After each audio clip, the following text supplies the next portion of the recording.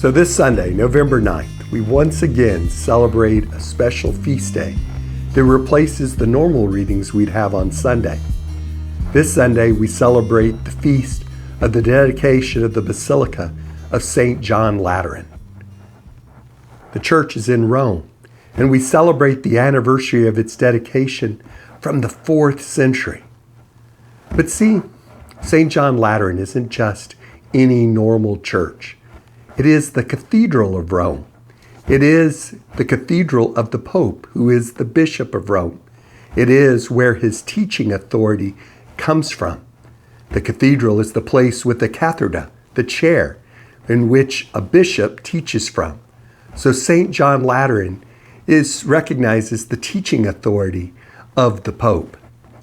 The readings for this feast day, the feast of the dedication of St. John Lateran, emphasize that while the physical church is a sacred place where God is definitely present, that God dwells in the body of Christ, in the community of believers that is the church.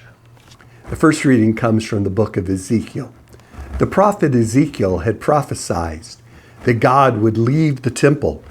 He would abandon it because of all the corruption and funny things that were going on, leaving it vulnerable to destruction by Judah's enemies. And sure enough, Babylonians did come in and destroy the temple. However, the passage we read here from the book of Ezekiel this Sunday is another prophecy of Ezekiel, a vision of Ezekiel, that one day God will return to purify and cleanse the temple. On that day, he says, water will flow from the temple, symbolizing the renewal of the whole world. The vision became one of the expectations for the Messiah, that the Messiah would come and cleanse the temple, making way for the return of God to his place. In our gospel passage from the Gospel of John, Jesus fulfills the prophecy of God's return to the temple, cleansing the temple by driving out the money changers. All 4 Gospels record this event, but John adds a striking detail. When asked for a sign of his authority, Jesus responds, "Destroy this temple, and in 3 days I will raise it up."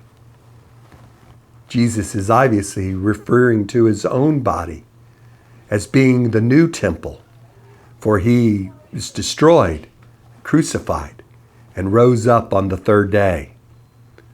It's one man embodying the Babylonian destruction of the temple and Herod's rebuilding of the temple. Just as Ezekiel prophesied water flowing from the temple, we know that in the cross, Jesus, in his pierced side, water and blood flowed from his side. And since we are members of the body of Christ, right, we too form that temple with Christ.